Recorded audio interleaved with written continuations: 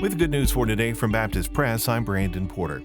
Pavlo Romaniuk considers it an understatement to say he and his family received a warm welcome to the U.S. from members of First Baptist Church in Hallsville, Texas.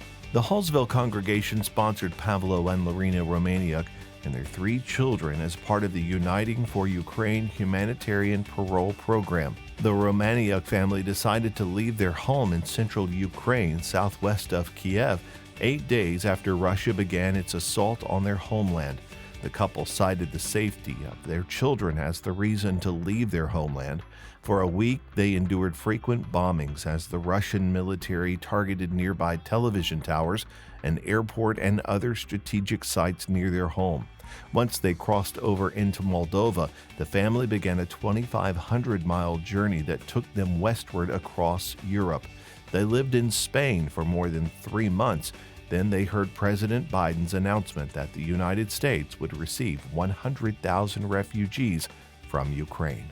60 students from Kentucky and several other states gathered on the campus of Southern Baptist Theological Seminary and Boyce College last week for the Kentucky Baptist Convention's first student worship camp. Organizers said inspiration for the camp was sparked by the drastic changes in church worship in recent years, with guitars, drums, and keyboards replacing the traditional organ and choir in many churches.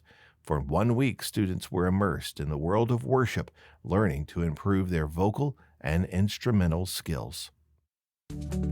Good News for Today is made possible through our friends at the Voice of the Martyrs, a nonprofit organization that serves persecuted Christians around the world. Founded in 1967 by Richard and Sabina Wurmbrand, VOM is dedicated to inspiring believers to deepen their commitment to Christ and to fulfill His Great Commission, no matter the cost. Find out more and sign up for their free monthly magazine at vom.org/goodnews. A renewed effort to include women in the military draft is making its way through the Senate, with conservatives voicing their opposition. When a provision to the National Defense Authorization Act was introduced in June 2016 for women to become eligible for the draft, Southern Baptists responded at that year's annual meeting by adopting a resolution opposing the step. Messengers again stated their opposition in 2019. The provision in 2016 was removed at the last moment. It was added and then removed again last year. The current version once again includes an amendment that requires the registration of women for selective service. You can read the full story and many others at our website, baptistpress.com. Thanks for listening to Good News for Today.